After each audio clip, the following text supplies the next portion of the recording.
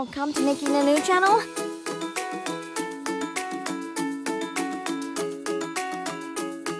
एक रात निक्की नानू अपनी डायरी के साथ बैठी थी, सोच रही थी कि आज का ख्वाब कैसा होगा।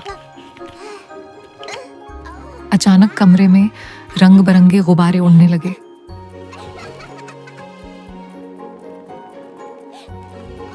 निक्की नानू ने आंखें बंद की और जब खोली तो वह एक हिंसते हुए जंगल में खड़ी थी। वहां के दरख्तों के चेहरे बने हुए थे, कोई हंस रहा था, कोई शक्लें बना रहा था। निक्की नानू जोर जोर से हंसने लगी। फिर एक खरगोश आया, मगर यह आम खरगोश नहीं था। उसने बड़े बड़े चश्मे पहने हुए थे और हाथ में एक नन्हा सा ढोल था। खरगोश ढोल बजाने लगा और जंगल गूंज उठा। निक्की नानू हंसते हंसते तालियां बजाने लगी। अचानक एक बंदर टोपी पहनकर आया और कीले उछाल उछाल कर कमाल दिखाने लगा। जंगल के सब जानवर नाचने लगे।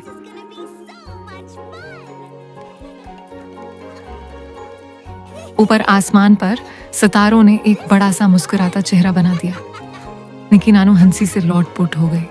जब आंख खुली तो वो फिर अपने कमरे में थी, डायरी गोद में और हंसी अब भी लबों पर थी।